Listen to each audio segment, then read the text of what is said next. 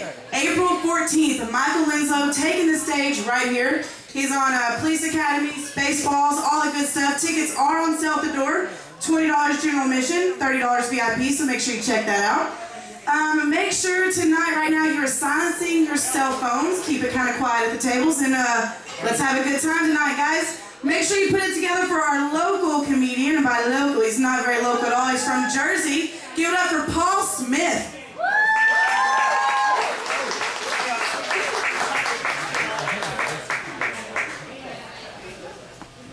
Hey, thank you very much. Give it up for Candace, everybody. Oh man, so I'm from Jersey, correct, but unlike what you think, I'm not that racist. I'm actually married to a Mexican woman, very beautiful lady, Sandy Smith over here, everybody. Stand up, baby. It's your time with the spotlight. I'm not lying, she's really Mexican, okay? So I got the right to make fun of her the next minute or two. But yeah, we met in Korea, and we got married in Korea, but we wanted to have like a traditional Mexican wedding, so we flew back to San Angelo. She's from the Angelo, everybody. So we flew back here, and we had a very traditional Mexican wedding in the parking of the Super Walmart, the parking lot right there. You know, the one off of Bryant, you know, the brown-friendly Walmart in town. So the brown lady knows what I'm talking about over there.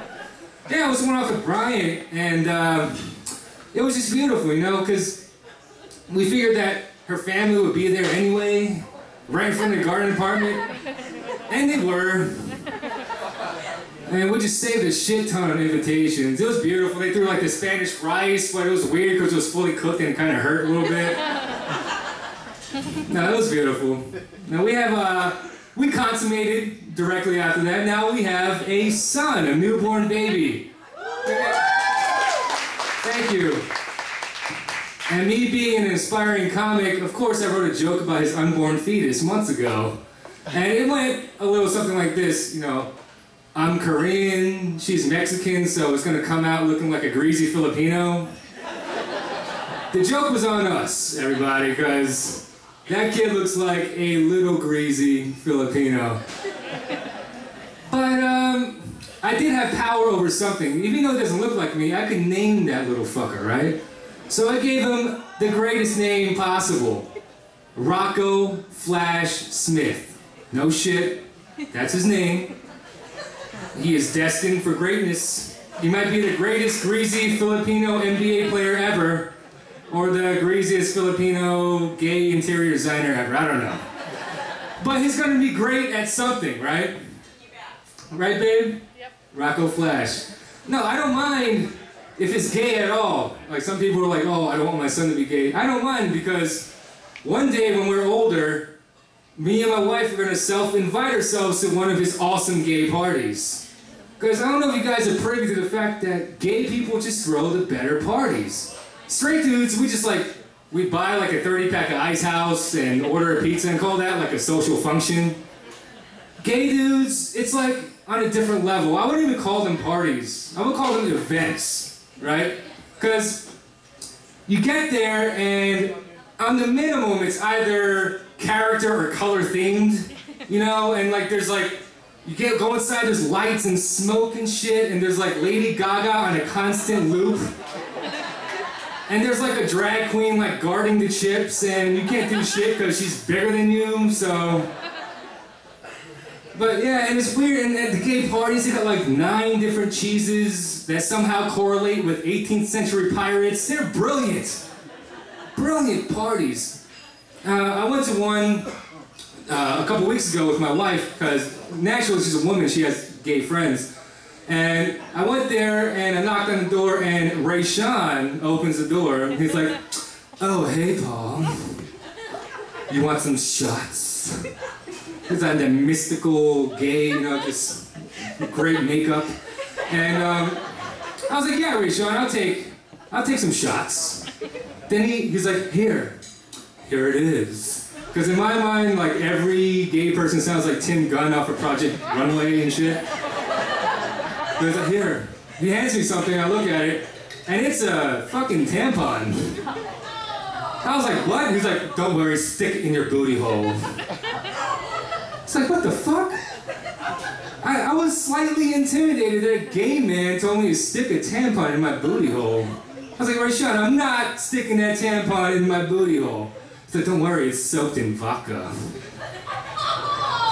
It'll go straight to your bloodstream. You're gonna get super tore up from the floor up. Very melodic with his delivery. So I couldn't refuse it at that point, but I just had to think about the most not gay way to do it. So I was like, you know what, Rayshawn? I'm not gonna stick that tampon up my butt, but I will do a handstand and let you coffee drip that shit in there. I got fucked up, man. That shit really worked. The messed up part about it is the next day, we all ran like a 5K together, and then Rayshawn just shows up just like all vibrant and shit, like jeggings, matching pin and whatever, and like, he's just like full makeup on, ready to run, and I'm fucking hurting. I'm dying on the inside from all this, anal supposited vodka. And he was ready to go, and everyone's running, we start, and then I'm just lagging and lagging. Then I see like a Gatorade cup table, like, we gotta stop. So I stopped at the table, I was like, Rayshawn, take this cup of Gatorade. I'm gonna do a handstand, and you're gonna coffee drip that shit in my butthole right now. Instant rehydration, everybody. That's how Gatorade should market their shit. Stick us in your ass. Of champions. Alright, so we're gonna digress away from the gay jokes, so I'm gonna move naturally into a field that I'm more familiar with. Does anyone in here have the yellow fever? This table, the yellow fever is when, it doesn't make sense because you're attracted to Asian people, but it's weird. There's a vaccine for that shit, though. You can be remedied, sir. What kind of Asians do you like? I like Koreans. You like Korean, so you want to fuck me later? Is that what you want? Rayshawn, check him at the door, you know what I mean?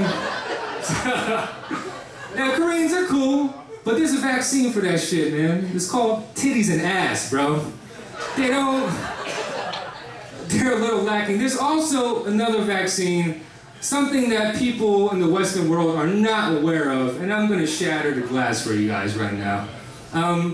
Asians, particularly the women, don't shave at all down there.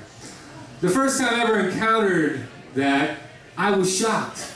Because the Asian woman, yeah babe, I fucked Asian people, I'm sorry, it's before I met you.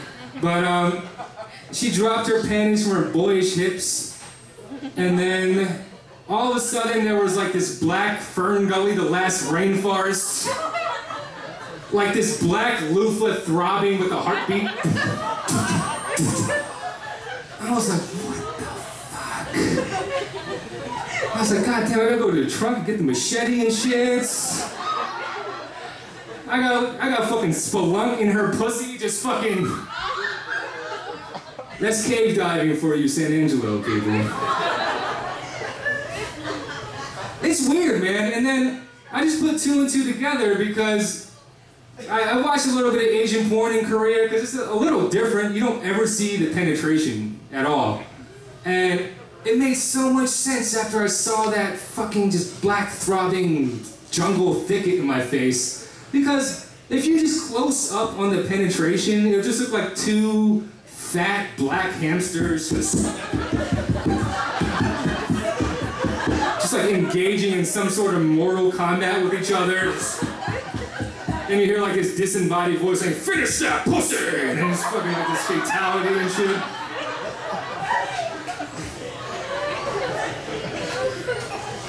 Oh man, you guys are lovely tonight, you know that? Round of applause for you guys.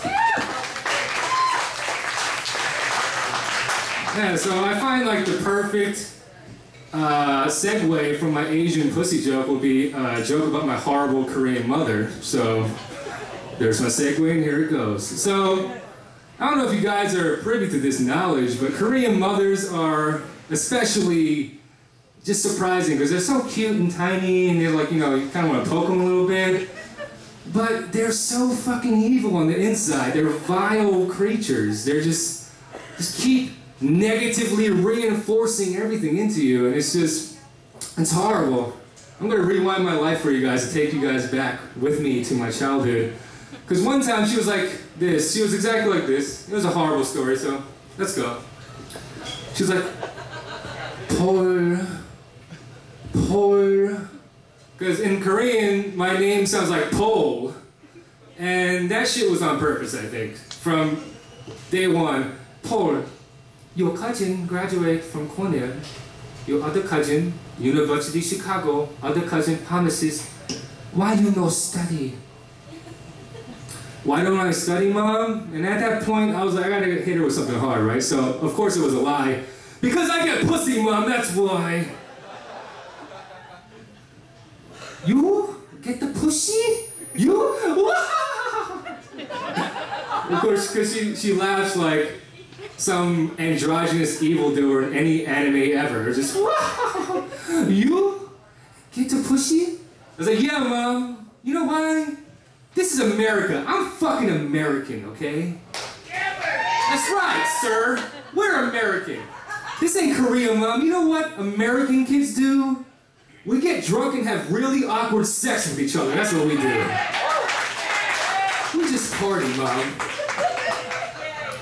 And she was butthurt that I said I was American and I wasn't Korean. She was like, oh, you American. Okay, you American. I changed all your title when you baby. You know American. Oh no. Maybe smaller than American. Maybe smaller than Korean. It looked like little sesame seed. Very cute. And then right then I was like, she knows too much. Shit. Run away. Run away. Nah, that's my mother. It's like this little sliver of what she did to me. So, of course, I waited for years to get the bitch back. Years and years and years, and it finally happened, everybody. One day, my sister rolls into the house, just all happy, just had a little swag to her. And of course, my mother was thrown off because no one's allowed to be happy in that household, you know? So, she was like, Angie, why are you so happy? My sister was like, oh, Mom, I'm in love with a black dude. What? Like one of her eyes opened 1 centimeter. What? She kind of looked like King Hippo from Mike Tyson's Punch-Out. And I knew she was vulnerable, so I had to press start and star punch that bitch right there. I was like, Mom, guess what? I love a black dude too. Oh, we're so happy together. His name is Rayshawn.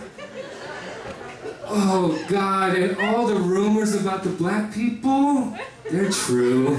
I can't even ride a bike correctly anymore, Mom. Well, that's my time, everybody. Thank you very much for showing up.